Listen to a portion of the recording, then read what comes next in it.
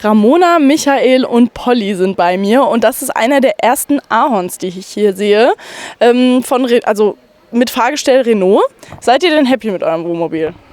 Ja, wir haben den seit vorigem Jahr und Seit wie? Was? wir haben den seit vorigem Jahr gekauft, ne? Seit einem Jahr, oder? Ja. Okay, das Wort hat mir jetzt ein bisschen Dialekt, oder? Ach so, ja gut, okay. Ja. Aber wir haben voriges Jahr gekauft Ja. und wollten aber auch schon dieses Modell, weil erstens mal, ich hatte vorher einen Fiat gehabt, also auf Ducato-Basis, ne? Ja.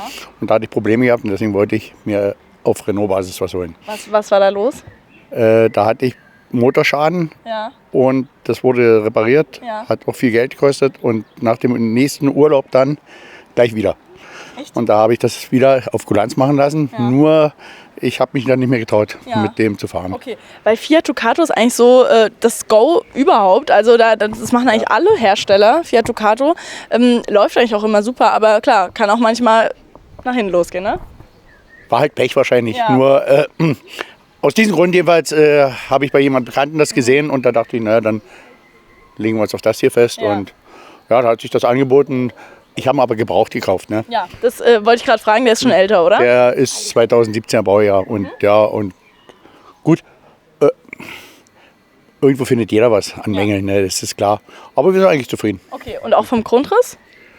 Größer hätte ich ihn gar nicht kaufen dürfen, weil ich hatte einen Carport daheim gehabt und da habe ich gar nicht vorher gemessen.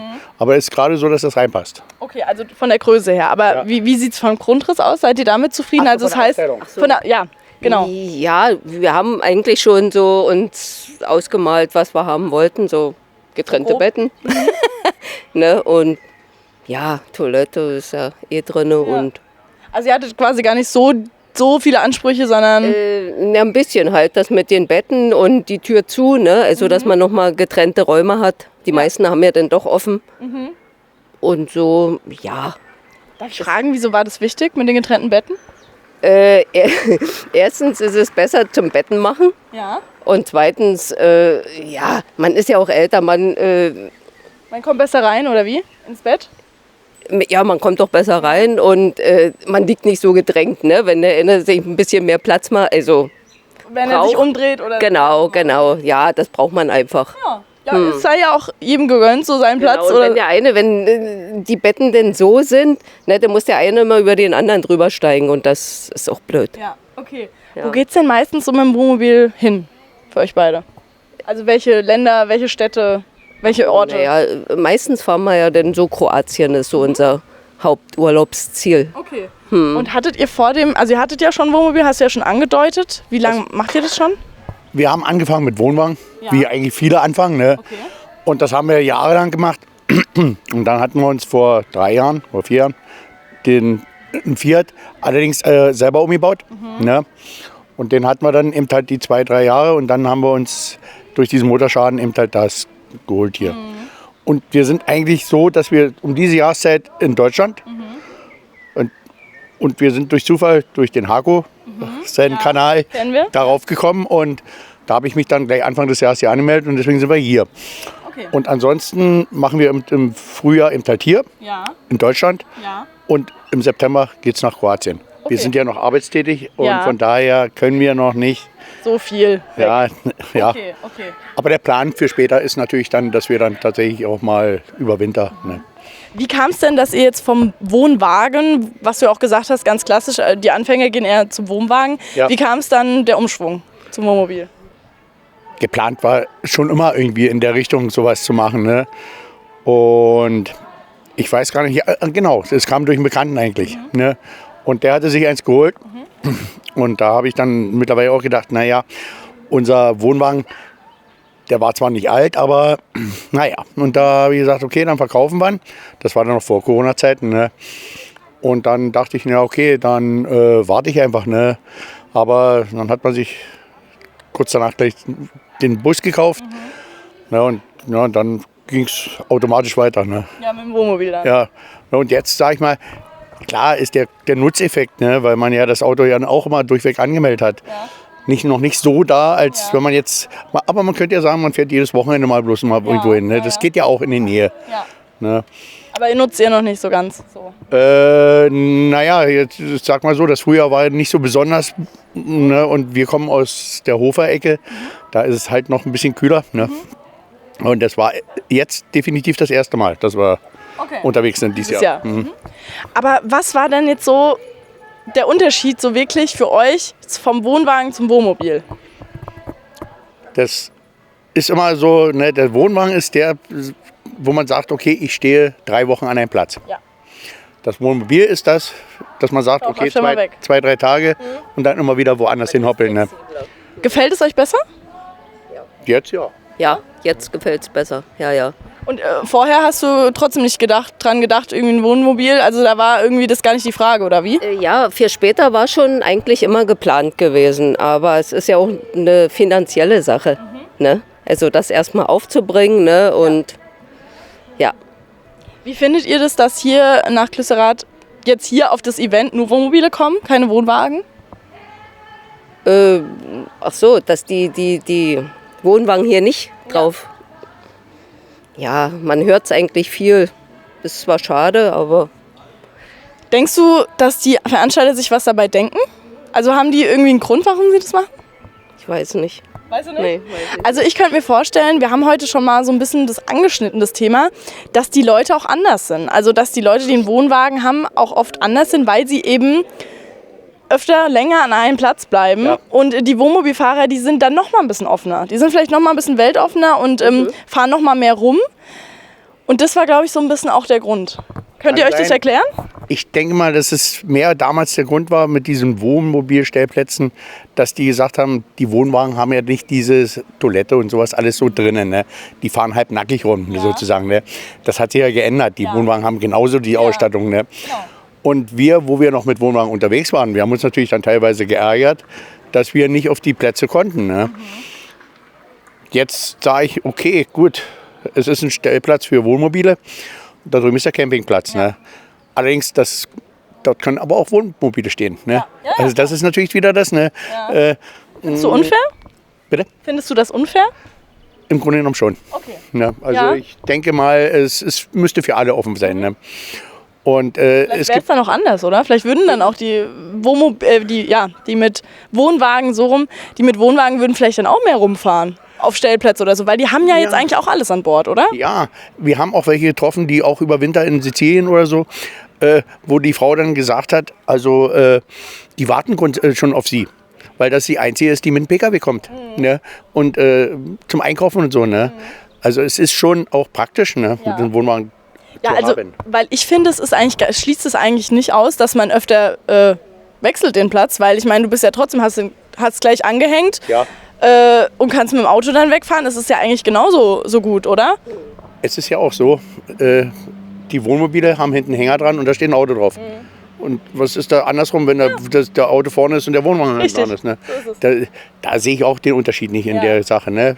Was jetzt flexibler oder nicht, meistens hat man den Wohnwagen, da baut man sich dann eben halt das Vorzelt auf und alles, die Küche auf. Ja, Ne? ja. Und deswegen ist man dann doch nicht so mit Abbauen so schnell. Ja, das stimmt. Also je nachdem, was man eben halt vorm Zelt möchte, vom Wohnwagen möchte, was man da vielleicht noch alles an Gerätschaften und so weiter hat. Aber das ist ja eigentlich jedem selber überlassen, ne? Natürlich. Ja. Würdet ihr denn wieder zurück zum Wohnwagen auch gehen, wenn jetzt ein passendes Modell dabei wäre in ein paar Jahren? Oh, ich habe die Frage jetzt nicht. Ja, okay.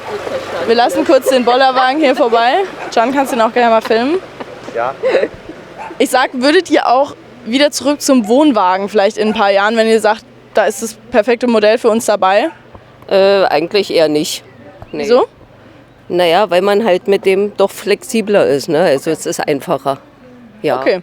Mit dem Zusammenpacken und so. Doch schon ein bisschen umständlich alles mit dem Wohnwagen. Okay. Ne? Ja, ich meine, ihr habt jetzt beides ausprobiert Ja, und das genau. ist für euch so das Resümee. Ist ja auch vollkommen okay. Aber ich finde es schön, dass ihr sagt, müssen noch nicht andere Menschen sein, nur weil sie jetzt ein anderes Fahrzeug haben, ne? Nein, es ist ja auch so, hier stehen neue, alte, große, kleine. Ne? Und es sind ja doch, die Gemeinschaft sind alles trotzdem dieselben Leute. Ne? Und das finde ich wieder wunderbar. Ne? Und man trifft ja immer wieder irgendwie wieder jemand Neuen. Und das hast du mit dem Wohnwagen aber auch. Ja, Ne? genau, Und von genau. daher sage ich, Camper sind Camper, oder? genau, Ja. einmal campen, immer campen. Das ist schön. Wie lange ich weiß nicht, habe ich die Frage schon gestellt? Wie lange campt ihr schon? Das ist bestimmt schon, sag ich mal, 10 Jahre jetzt, wenn nicht sogar noch ein bisschen länger. Ne? Und lange erst angefangen mit dem Zelt, ne? Dann mit einem kleinen Wohnwagen. Also klassisch, oder? Ja, klassisch, einfach hochgekämpft. Ne? Ja, ich sag deswegen klassisch eigentlich, aber es gibt auch ein paar Ausnahmen. Also die sagen ja, wir haben im Caddy gepennt und dann auf einmal einen Bus. Also gibt's auch, ne? Ja. Ja, aber ihr seid den klassischen Weg gegangen und habt euch so hochgearbeitet ein bisschen. Okay. Wir haben aber auch gestern oder vorgestern jemanden getroffen, die haben sich eingeliehen und sagen, die wollen das mal für eine Woche machen und dann entscheiden, ob das überhaupt was für sie ist. Und ne? dann direkt halt so ein Wohnmobil. Genau, das sind auch andere Sachen, wie man sich auch für sowas entscheidet. Ja, Ne? ja. Was habt ihr denn jetzt so in der Zeit gelernt, in den 10 Jahren? Gibt es da was, wo ihr sagt, da sind wir fortschrittlicher geworden oder das eine oder andere nehmen wir jetzt mehr mit oder weniger mit? An Ausstattung? Ausstattung. Ja. Man sieht immer wieder was Neues. Ne? Was ich gelernt habe, zum Beispiel angefangen vom Grill, da haben wir bestimmt 5, 6, 7 verschiedene Systeme probiert und sind jetzt einfach auf so einen Kartuschenkocher zurückgegangen. Ist der hier? Können wir uns den mal anschauen? Dann auspacken. Ah ja, okay. Ja, Wenn es jetzt so umständlich ist. Aber das ist eigentlich die flexibelste und leichteste Sache. Weil für alles andere brauchst du eben Zeit. Ne? Das muss aber auch jeder für sich selber wissen. Ne? Klar, es kommt immer darauf an, was man halt auch machen möchte damit. Genau. Und wir gehen selten essen, kochen eigentlich meistens daheim, also jetzt hier, ne? Daheim. Ne? Und von daher hat man das damit dann schon gemerkt. Ne? Ja. Ansonsten merkt jeder selber, was er an Sachen mitnimmt und wie lange man wegfährt. Aber das hat man ja durch das Campen schon vorher. Ne? Genau. Das ist ja nicht nur am Wohnmobil gebunden. Ne? Ja, Ne? das stimmt. Und von daher. Kannst du jetzt wahrscheinlich auch gar nicht so pauschal sagen, weil es schon so lange her ist, ne? Weil das einfach so ein Prozess auch ist. Genau. Es geht ja schon los auch wieder von Fahrrädern. Nimmt man Fahrräder mit, nimmt man einen Roller mit, nimmt man hinten ein Auto an. Oder das sind so viele unterschiedliche Sachen, die man machen könnte. Ja. Und das auch, aber man sieht eben halt, wie viele hier sind, mit welcher Ausstattung. Ne? Ja, alle ein bisschen unterschiedlich. Und es kommt ja auch drauf an, wo du hinfährst, oder? Also es ist ja so, wenn ich ins Kalte fahre, nehme ich eine Winterjacke mit, wenn ich ins Warme fahre, nehme ich einen Top mit. Ne? Und so ist es wahrscheinlich auch beim Camping, oder? Je nachdem, wo man hin will. Auch. Wir haben allerdings immer was für kalte Zeit, Ja. oder? Weil wir kommen eigentlich aus einer kühlen Ecke. Ne? Und Hof hast du gesagt? Hofer Ecke. Dresden da die Ecke, oder? Das ist Noch ein Stück weiter, ne? Bayreuth, Nürnberg. Ach so, es gibt 2 Hofs, glaube ich. Es gibt noch eins da hier in der Dresdner Ecke. Okay, naja, ja, das könnte man auch so sehen. Das war mal ehemaliges Grenzgebiet. Ne? Bei Plauen. Ja. Und da ist eigentlich relativ kalte Ecke. Ne? Und deswegen haben wir immer alles im Auto. Falls wir da mal wegfahren, ne, dann ist es drin. Ne? Du räumst ja nicht laufend wieder um. Ne? Ja, wie macht ihr das? Lasst ihr ein paar Sachen dann auch im Wohnmobil? Ja, natürlich. Wir haben es daheim ja bei uns gleich auf dem Grundstück zu stehen. Und da bleibt das eigentlich drin. Ne? Das ist der Vorteil. Ne? Du steigst an, fährst los. Ne? Cool. Und da haben wir beides bei. Die Frau hat diesmal den Bikini vergessen. Passiert? Und nach so vielen Jahren? Ja. Naja, gut, aber von der Ausstattung her machen wir das immer, dass alles eigentlich jetzt schon startklar ist. Okay. Ist auch ein Unterschied zum Wohnwagen. Ne? Da packt man doch noch mal und das und so. Hier steigst du ein und fährst los. Okay, verstehe. Wollt ihr uns denn auch mal eine kleine Rundtour geben im Wohnmobil? Ja, das kann die Frau machen. Ja, super. Also du hast die Aufgabe bekommen, dann führ uns gerne mal rum. Schuhe aus? Nee. Ist okay? Jetzt extra ausziehen. Danke. So. Ah, okay, eine ganz andere Aufteilung, Ja? wie wir bisher gesehen haben. Es ist eigentlich relativ schon eng hier, finde ich. Ne?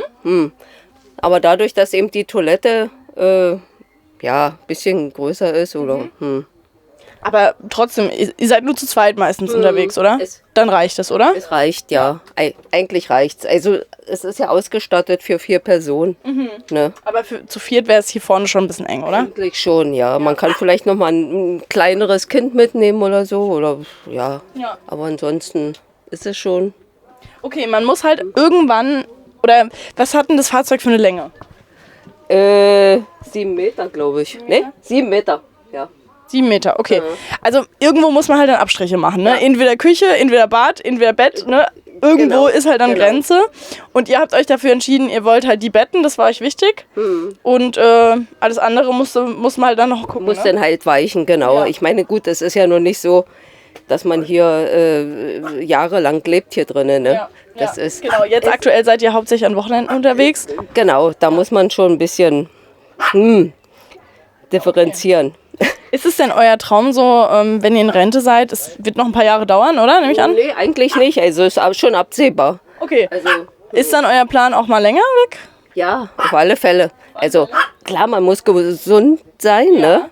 Also es reicht ja schon, wenn einer schwächelt, ne? Dann wird's brenzlig. Ja, das ist Ja, richtig. Also man muss wirklich selber für sich selber sagen, also ich will das jetzt hier durchziehen, noch ein paar Jahre, muss gesund bleiben, da muss erstmal Klick machen. Bei mir hat es ja Klick gemacht, aber der Partner zieht noch nicht so richtig mit, ne? Okay. Ja, also man muss auch dafür was tun, ne? Ja, absolut. Weil es ist ja, Camping ist ja auch trotzdem Arbeit und wenn man sich nicht mehr, sagen wir mal, bewegen oder irgendwas hat, Dann ist schwierig. dann ist es schwierig. Eben schon aufgefallen, also du siehst ziemlich gut aus, ja. Oh, So, danke. Jung auch. Ja. Und trainiert, genau. Ja. Ja.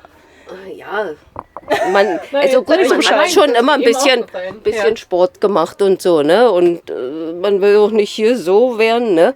Und dann muss man schon ein bisschen Aktiv bleiben. überlegen, im Kopf halt, ne? Das bisschen was machen. Ja, man will ja wieder aufstehen können, wenn man sich mal runterbeugt, ne? Ja, also, man muss sich zwar immer, man wird ja auch immer, also jedes Jahr wird man merkt es ja, da klemmt's da. Und Jan hat heute Morgen Dann übrigens muss man beim sich Aufstehen schon- auch schon gesagt, oh, mein Rücken tut weh, ich werde langsam alt.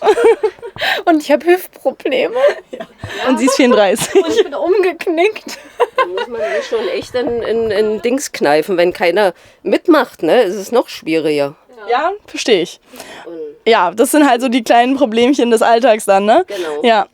Dürfen wir denn mal in den Kühlschrank schauen? In die Küche. In den Kühlschrank. Ach, in die Küche. Der Sven Herzog verlangt das immer von uns. Nee, Spaß, aber unser Chef quasi. Was muss denn auf jeden Fall im Kühlschrank sein bei euch? Beim Camping? Gibt's da irgendwas? Oder ist es immer anders? Was? Ob es was Bestimmtes gibt, was immer im Kühlschrank sein muss bei euch? Naja, halt Wasser, Getränke. Okay.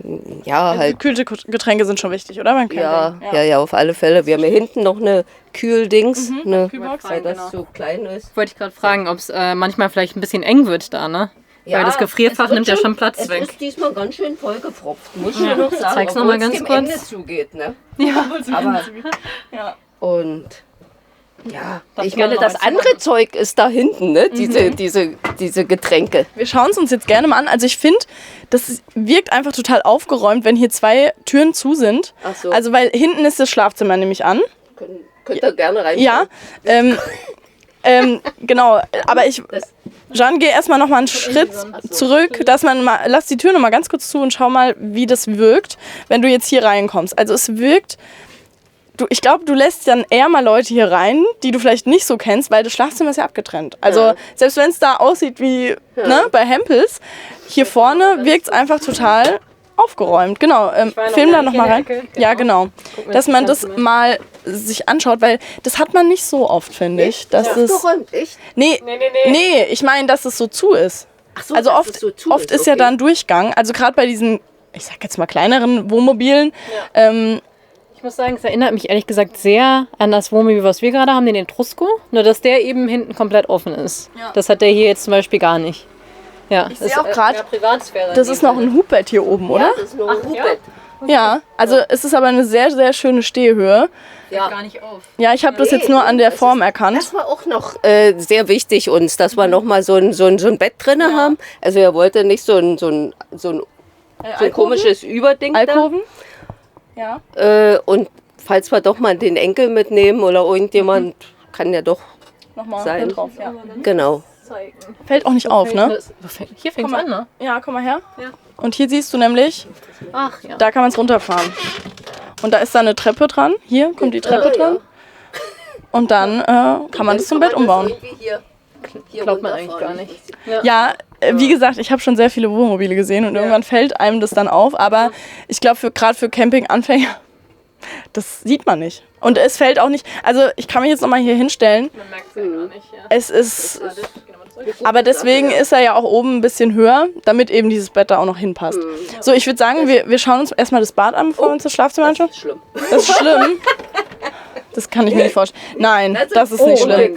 Es ist einfach, es ist einfach gut genutzt, der Platz. Duscht ihr auch hier? Es ist gut genutzt. Noch haben wir noch nicht geduscht. Ja, okay, das heißt, ihr nutzt es als Kleiderständer. Hier, genau, das ist so wirklich das Normalste. Ich bin noch nicht zufrieden mit der ganzen Anordnung, weil ja, Wie vom Bad? wir sind ja erst 3-mal weggefahren, vielleicht, denke ich, so auf längere Zeit. Und Also das könnte nach deinem Geschmack ein bisschen größer sein? na, größer vielleicht nicht, aber ich das Ganze, wo man das Zeug noch hin tut, ne? ja. Genau. Das wird sich, glaube ich, noch ergeben.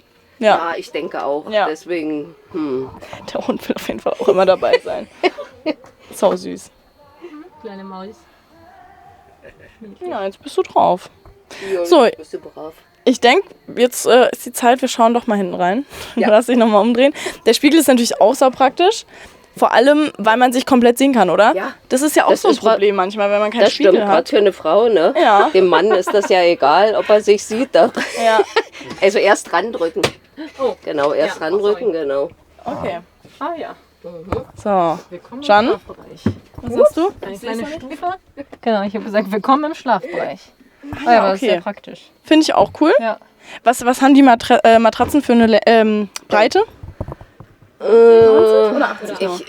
Ich schätze mal 60. 60 Also nur? es ist schon, ja, eigentlich. Also für mich reicht's, ne? Aber ja, bei ihm.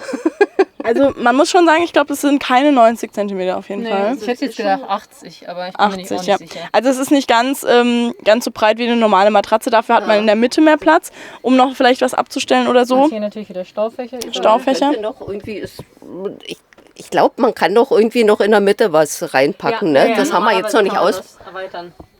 Das, genau, das wäre dann wahrscheinlich die Möglichkeit, dass man es doch zum Doppelbett umfunktioniert. Ziemlich hart, aber naja, es geht. Eine Auflage noch oben drauflegen. Mit einer Auflage geht das dann, genau. Das könnte sein. Eine Rollauflage. Okay, ich glaube, wir haben eigentlich so das Gröbste gesehen. Und ja, ich finde es cool, dass ihr uns da so einen Einblick gegeben habt. Und wir auch nochmal über das Wohnmobil-Thema, Wohnwagen-Thema nochmal gesprochen haben. Ich glaube, das ist schon auch sowas, wo sich manche fragen, so, was ist denn da jetzt dabei? So ungefähr. Ja, also ich fand es sehr interessant. Vielen Dank euch beiden und danke fürs Einschalten.